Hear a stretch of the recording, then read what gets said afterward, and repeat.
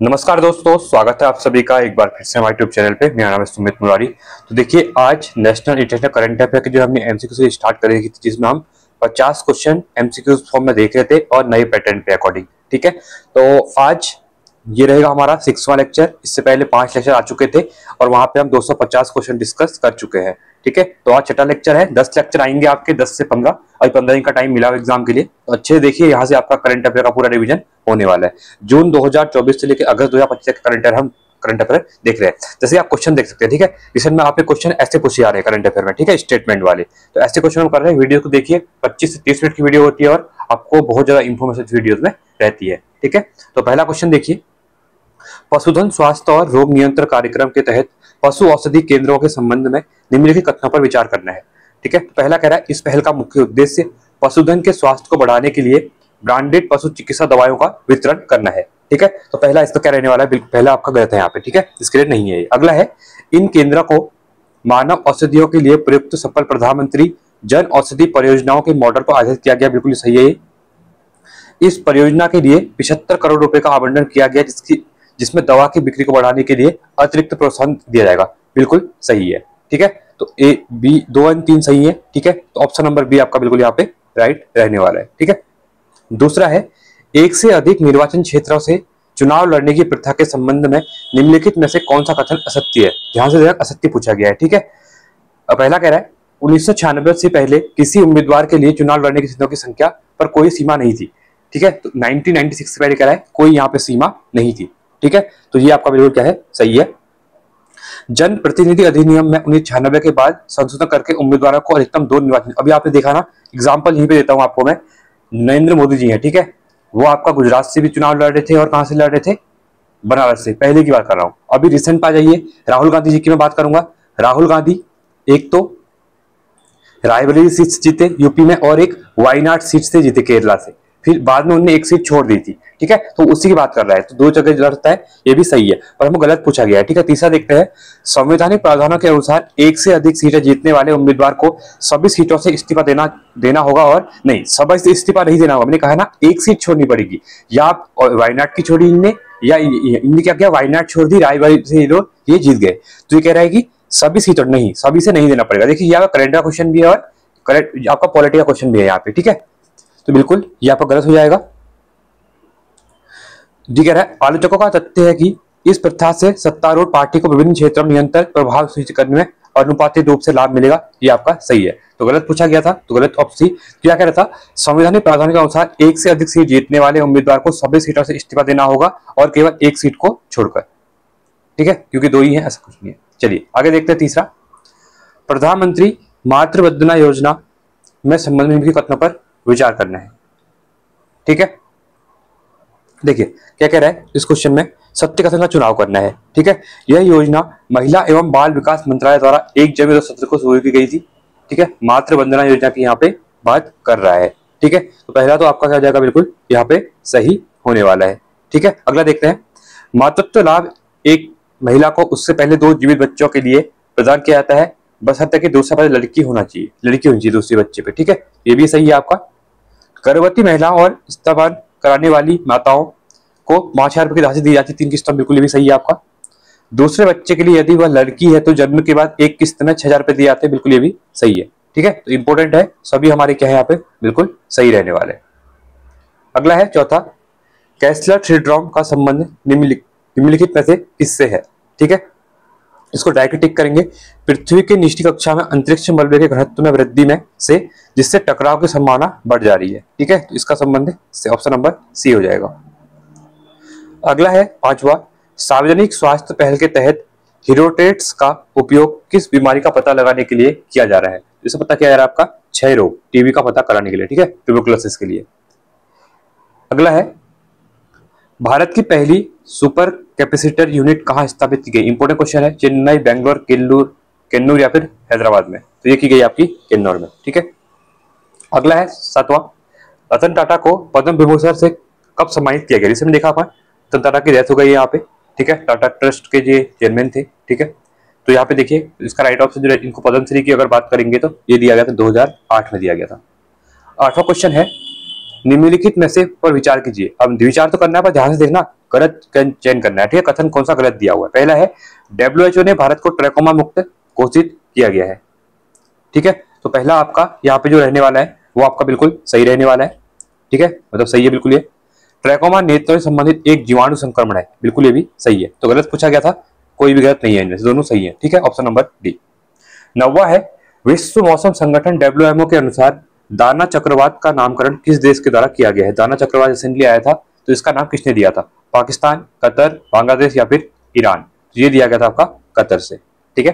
देखिए, आप अगर वीडियो अच्छी लगती है ना तो वीडियो को लाइक कीजिए, क्योंकि इससे हमें मोटिवेशन मिलता है। और जो प्रैक्टिस सेट में करवा रहा हूँ आप उनको भी देखिए 100 नंबर के, और उत्तराखंड के जो कल्चर वाले क्वेश्चन कराए हैं एक बार वीडियो को देख लो, क्योंकि 15 दिन के अंदर वो रिवीजन अच्छे से हो जाएंगे, ठीक है। लिस्ट बनी हुई है आराम से। 10वां है भारत के पहले विनिर्माण संस्थान ब्रिक राष्ट्रीय कृषि खाद्य जैव विनिर्माण संस्थान संबंधित निम्न कथनों पर विचार कीजिए। यहाँ पर भी क्या करना है? असत्य कथन का चुनाव करना है। एग्जाम कोई भी देते हैं, पहले क्वेश्चन को ध्यान से पढ़िए, आता हुआ क्वेश्चन गलत यहाँ पे हो जाएगा नहीं तो, ठीक है। पहला कह रहा है इसके नए परिसर का उद्घाटन मोहाली में किया गया है, बिल्कुल सही है आपका। मोहाली का है, पंजाब में है। इसका उद्देश्य उन्नत प्रौद्योगिकी जैव प्रौद्योगिकी के माध्यम से भारत के कृषि खाद्य क्षेत्र को बढ़ावा देना है, बिल्कुल सही है आपका। इसका संगठन ANBI और CLEAB के रणनीतिक विलय के साथ माध्यम से किया जाएगा, बिल्कुल ये भी सही है। तो तीनों सही है, गलत कोई नहीं है यहाँ पे, ठीक है। आगे बढ़ते हैं अगले क्वेश्चन की तरफ। 11वां क्वेश्चन है यहाँ पे, वर्ल्ड जस्टिस प्रोजेक्ट द्वारा रूल ऑफ लॉ इंडेक्स 2024 से संबंधित कथनों पर विचार करना है। कौन सा क्वेश्चन सही है कह रहा है, ठीक है। पहला कह रहा है इसमें प्रथम स्थान डेनमार्क को यहाँ पे मिला हुआ है, ठीक है, बिल्कुल सही है आपका। भारत 142 देशों में 79वें स्थान पे, बिल्कुल सही है आपका। रूल ऑफ लॉ इंडेक्स देशों को 8 संकेतकों पर रैंक देता है, बिल्कुल सही है। तो तीनों सही है, तो ऑप्शन नंबर सी यहाँ पे राइट रहने वाला है, ठीक है। 12वां है वैश्विक बहुआयामी गरीबी सूचकांक 2024 के अनुसार किस देश में सबसे ज्यादा गरीब रहते हैं? भारत, पाकिस्तान, बांग्लादेश या फिर सूडान? तो ये रहते हैं भारत में।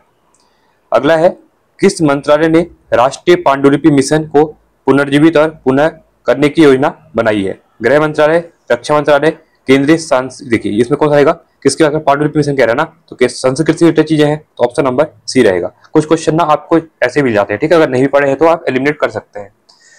14वां है संघाई सहयोग संगठन SCO के शासनाध्यक्ष परिषद का शिखर सम्मेलन 2024 में कहाँ आयोजित किया गया? तो इंपोर्टेंट क्वेश्चन है, तो ये किया गया था इस्लामाबाद में किया गया था, ठीक है। और अभी SCO की जो मीटिंग हुई थी वो कहाँ पर हुई है? चीन में हुई है, ठीक है। 15वां है मालाबार एक चतुष्कोणीय युद्धाभ्यास है जिसमें कौन सा देश शामिल नहीं है? Bharat, Brazil, America. अब देखिए जो मालाबार एक्सरसाइज है ना, जो क्वाड देशों की होती है, और इस क्वाड देश में 4 कौन कौन से आते हैं? एक आपका ऑस्ट्रेलिया आता है, एक आपका US आता है, USA, और एक आता इंडिया आता है, और एक आता है आपका यहाँ पे जापान आता है, ठीक है। ये 4 कंट्रीज हैं क्वाड के अंतर्गत, क्योंकि ये 2020 के आसपास बनी थी क्वाड कंट्रीज चाइना को टक्कर करने के लिए, ठीक है। तो ये ऑप्शन नंबर ब्राजील इसमें नहीं होगा, तो यही पूछा गया था कौन सा नहीं है, तो ऑप्शन नंबर बी होगा, ठीक है। 16वां क्वेश्चन है यहाँ पे, विश्व दूरसंचार मानवीकरण सभा की मेजबानी किस देश ने की है? तो ये की हुई है भारत के द्वारा, ठीक है। 17वां क्वेश्चन है यहाँ पे, देखिए क्या कह रहा है, प्रधानमंत्री नरेंद्र मोदी द्वारा बायो CNG संयंत्र संचालित होने वाली भारत की पहली आधुनिक गौशाला का उद्घाटन कहाँ किया गया? इंपोर्टेंट क्वेश्चन है, तो ये किया गया है ग्वालियर। ग्वालियर कहाँ है? MP में है, ठीक है। अगला है कौन सा राज्य देसी गाय की नस्ल को राज्यमाता गौमाता घोषित करने का पहला राज्य बन गया है? ये किया रिसेंट में महाराष्ट्र के द्वारा, ऑप्शन नंबर डी रहने वाला है। कौन सा देश विदेशी मुद्रा भंडार में $700 बिलियन को पार करने वाला दुनिया की चौथी अर्थव्यवस्था बन गया है? तो ये बन गया है इंडिया, ठीक है। 20वां है देश के सबसे चौड़े रेल सड़क पुल को किस नदी में बनाया गया है? गोदावरी, कावेरी, गंगा और यमुना? तो ये बनाया गया है गंगा रिवर पर, ऑप्शन नंबर बी रहेगा। गिटहब की रिपोर्ट से संबंधित निम्न कथनों पर विचार करना है। भारत जेनेरेटिव AI अपनाने में दूसरे पायदान पर है, ठीक है, तो पहला ये दिया हुआ है। दूसरा है पहले स्थान पर अमेरिका है। आगे देखते हैं, असत्य कथन का चुनाव करना है, ठीक है, तो ऑप्शन नंबर डी रहेगा। दोनों ही हमारे सही है यहाँ पे, ठीक है। भारत जेनेरेटिव AI अपनाने में दूसरे स्थान पर बिल्कुल सही है, और पहले स्थान पर अमेरिका ये बिल्कुल सही है। तो दोनों ऑप्शन सही है, क्योंकि हमको क्या पूछा गया था? गलत पूछा गया था, ठीक है। 22वां है देश का पहला हिंदी साहित्य संग्रहालय उत्तर प्रदेश में कहाँ स्थापित किया गया है? दिख नहीं रहा होगा, संग्रहालय लिखा हुआ है, ठीक है। वाराणसी, कानपुर, लखनऊ या फिर गोरखपुर में? तो ये किया गया है वाराणसी में। अगला है नेपाल तिब्बत सीमा पर माउंट चो ओपू के शिखर पर पहुंचने वाली पहली भारतीय महिला कौन बन गई है? ठीक है, ये भी इंपॉर्टेंट क्वेश्चन है, ऐसे क्वेश्चन एग्जाम में पूछे जाते हैं यूपी ट्रिपल एससी के थ्रू। ठीक है, तो इसका जो राइट ऑप्शन रहने वाला है, ये रहने वाला है आपका ऑप्शन नंबर सी, शीतल राज हो जाएगी। ठीक है, अगला है आवासन एवं शहरी मंत्रालय की स्वच्छता में नवाचार हेतु देश भर के टॉप 15 शहरों में पटना को कौन सा स्थान यहाँ पे मिला है? पटना जो बिहार की राजधानी है, ठीक है, इससे मिला हुआ है आपका यहाँ पे 9वां रैंक। केंद्र सरकार द्वारा एनटीपीसी के सहयोग से दुनिया का सबसे ऊंचा ग्रीन हाइड्रोजन रिफ्यूलिंग स्टेशन कहाँ बनाया गया? इंपोर्टेंट क्वेश्चन बन सकता है, श्रीनगर, औली, बारामूला या फिर लेह में। तो ये बना हुआ है लेह लद्दाख में। ठीक है, 26वां है किस राज्य ने यातायात उल्लंघन की आसान रिपोर्टिंग के लिए सिटीजन सैनिटल मोबाइल ऐप लॉन्च किया है? तमिलनाडु, तेलंगाना, कर्नाटका या फिर केरल? तो इसका राइट ऑप्शन आपका केरल के थ्रू। दिव्यांगजनों के लिए समर्पित 21वां दिव्य कला मेला आयोजन कहाँ किया गया? भोपाल, जबलपुर, पटना या फिर जयपुर में? तो ये किया गया आपका जबलपुर में। ठीक है, 28वां है जातीय सर्वेक्षण शुरू करने वाला भारत का तीसरा राज्य कौन सा बन गया? इंपॉर्टेंट क्वेश्चन है यहाँ पे। ठीक है, तेलंगाना, झारखंड, पश्चिम बंगाल या फिर छत्तीसगढ़? इसका राइट ऑप्शन रहने वाला है आपका तेलंगाना तीसरा राज्य यहाँ पे बन गया है। ठीक है, भारत की सैन्य खुफिया शहीदों के पार्क का उद्घाटन कहाँ किया गया है? ठीक है, ये किया गया आपका पुणे, महाराष्ट्र में। किस राज्य सरकार ने घोषणा की है कि राज्य सरकार एवं निजी क्षेत्र में महिलाओं को एक दिन का अर्जित अवकाश दिया जाएगा? बिहार, केरल, मेघालय या फिर उड़ीसा? तो इसका राइट ऑप्शन है उड़ीसा। ठीक है, तो उड़ीसा महिलाओं के लिए एक दिन की छुट्टी देगी यहाँ पे। ठीक है, उनको निजी के लिए। ठीक है, अगला है 31वां मैक्सिको की पहली महिला राष्ट्रपति कौन बन गई है? ठीक है, इंपॉर्टेंट क्वेश्चन है ये भी। तो महिला राष्ट्रपति है क्लाउडिया सिनबाम। ठीक है, किस प्रसिद्ध टेनिस खिलाड़ी ने संन्यास की घोषणा की है जिसने 22 बार ग्रैंड स्लैम जीता है? मोस्ट इंपोर्टेंट क्वेश्चन बनेगा एग्जाम के लिए।